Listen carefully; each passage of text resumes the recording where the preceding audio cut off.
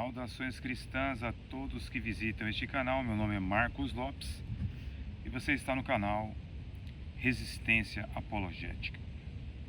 Bem, vamos analisar um pouco mais, que eu já analisei em outros vídeos, o livro do saudoso David Hahn, Que Amor é Este?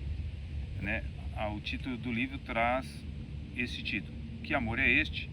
A falsa representação de Deus no calvinismo. Eu já analisei alguns vídeos, alguns capítulos deste livro, mas hoje vamos analisar exclusivamente o capítulo 7, que ele fala sobre a depravação total, onde David Hahn faz as suas afirmativas. Bem, David Hahn, ele inicia o capítulo 7 do seu livro fazendo uma crítica ao acróstico TULIP, que foi expressado em Dort. Okay? Segundo David Hahn, tal arranjo doutrinário não consta nas escrituras. Ele diz isso na página 161. A fraqueza desse argumento, segundo David Hahn, é visto no fato de não encontrarmos nas escrituras a palavra, por exemplo, trindade. De fato, David Hahn admite logo em seguida que este não é um forte argumento para rejeitar um sistema doutrinário. Em seguida, ele nega a depravação total, citando os cânones de Dort, no qual diz que os homens necessitam da graça da regeneração para serem transformados. Porém, ao negar isto, nós verificamos o seguinte: está implícito uma lógica humana, ou seja, que um homem em estado natural, ele, segundo David Hahn, pode ir ao Senhor Deus e desejar a Deus. E esse fato é totalmente negado nas escrituras sagradas, conforme nós vemos aqui na inerrante, infalível palavra de Deus. Em Romanos capítulo 3, versículo 10 e versículo 11, nós lemos escrito o seguinte: Não há ninguém que entenda, não há ninguém que busque a Deus. Todos se extraviaram e juntamente se fizeram inúteis. Não há quem faça o bem, não há um sequer. Então nós vemos que essa declaração de David Hahn sobre a depravação total, ele negando este fato, na página 165 do seu livro Que Amor é Este?, é algo extremamente chocante. Essa declaração, ela expressa uma opinião humana. Isso nunca foi declarado nas escrituras. Seriam então, por exemplo, os teólogos puritanos tão antibíblicos assim? Será que eles foram antibíblicos? A declaração sobre este importante tema nós encontramos no capítulo 3 do artigo 3 dos cânones de Dort.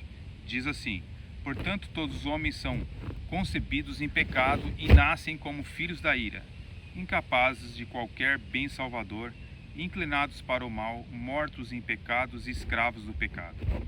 Sem a graça do Espírito regenerador, não desejam nem poderão retornar a Deus, nem corrigir a sua natureza depravada ou se preparar para esta correção.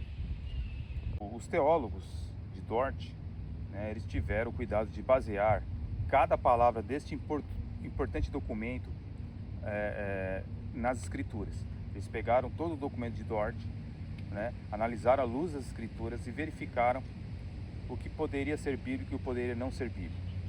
Os textos, por exemplo, que os puritanos citam com base para essa declaração são Efésios capítulo 2, verso 1. Você tem também Romanos capítulo 6, O homem realmente é totalmente depravado. Romanos 6, versículos 16 e 17. Não sabeis vós a quem vós apresentardes por servos para lhe obedecer? Sois servos daquele a quem obedecestes, ou do pecado para a morte, ou da obediência para a justiça. Mas a graça de Deus, que tendo sido servos do pecado, obedecestes de coração a forma de doutrina que fostes entregues.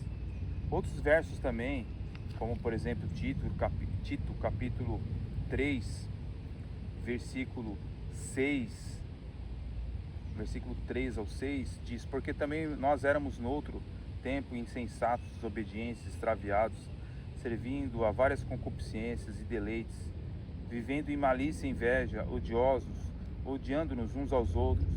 Mas quando apareceu o benificante amor de Deus, nosso Salvador, para com os homens, não pelas obras de justiça que houvéssemos feito, mas segundo a sua misericórdia, nos salvou pela lavagem da regeneração e da renovação do Espírito Santo.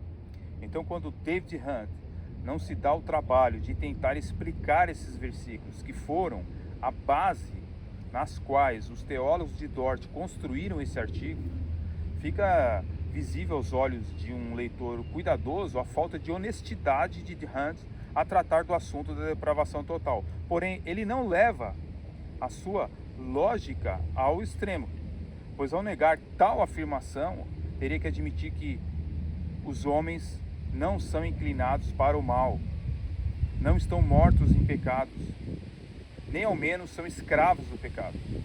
Porém, podem e desejem, assim que quiserem, ir a Deus e corrigir a sua natureza. Porém, David Hunt, ele não aceita a doutrina da depravação total, pois ele diz que os homens não são incapazes de se arrepender, conforme a página 165, parágrafo 4 do livro Que Amor é Este. Bem, colocando assim o arrependimento como uma ação do homem carnal, né? Negando que a graça do arrependimento é claramente colocada nas Escrituras como um dom de Deus, né? Você vê que a graça do arrependimento, conforme Atos, capítulo 11, versículo 18 diz: e ouvindo essas coisas, apaziguaram-se e glorificaram a Deus, dizendo: na verdade, até os gentios deu Deus o arrependimento para a vida. Ou seja, quem dá o arrependimento para a vida é o próprio Deus. Isso é confirmado em 2 Timóteo, capítulo 2, versículo 25, que diz: instruindo com mansidão os que resistem, a ver se porventura Deus lhes dará arrependimento para conhecerem a verdade. Então, na verdade, a Bíblia mostra que o arrependimento é um dom de Deus, ou seja, não parte do homem, parte de Deus atingindo o coração do homem, conforme os versículos que nós acabamos de ver. Bem, a construção da argumentação de David Hunt é mais ligada à lógica do que bíblica, né? Hunt diz que não seria racional Deus exigir arrependimento dos homens, não sendo eles capazes de obedecer o chamado, e mesmo assim condenando-os por não se submeterem. Ou seja, David Hunt coloca como algo lógico, dentro da lógica humana.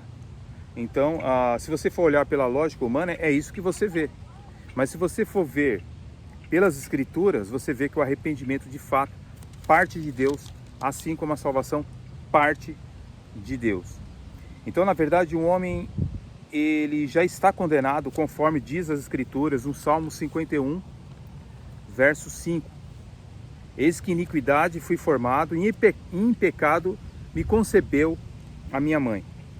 E outro verso também, como João 13:18, por exemplo, diz que o homem já nasce condenado. Caso David Hunt tivesse coragem de levar a sua lógica até o fim, teria que admitir que o homem só é condenado após por seu livre-arbítrio, rejeitar a oferta do Evangelho. Então é sempre colocada essa questão do livre-arbítrio, né? É evidente que o homem tem uma certa liberdade. Agora, para a salvação, essa liberdade ela não existe. Por isso que não existe o livre-arbítrio, que somente Deus é que tem o livre-arbítrio. Então, quanto à racionalidade de Deus exigir algo que somos naturalmente incapazes de fazer, como é que fica isso? Bem, mais uma vez, David Hunt se deixa guiar pelo seu raciocínio.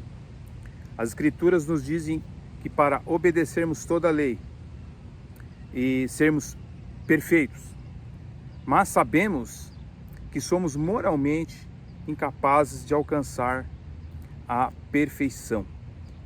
Estaria então Deus sendo irracional, por exemplo?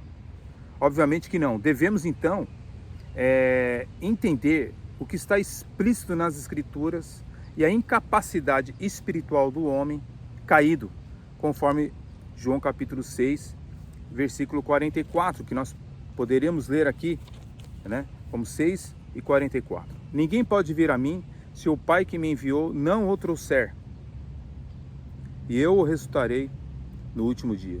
Ninguém, é todas as pessoas, não é isso? Ninguém pode ir a Deus a não ser aqueles que o Pai enviar a Jesus Cristo. Bem, em sua discussão com Erasmo de Roterdã, Lutero esforçou-se para mostrar que as Escrituras negam explicitamente a capacidade moral do homem para fazer o que Deus ordena. E devemos interpretar o que está implícito pela luz do que está explícito. A incapacidade moral e não o contrário.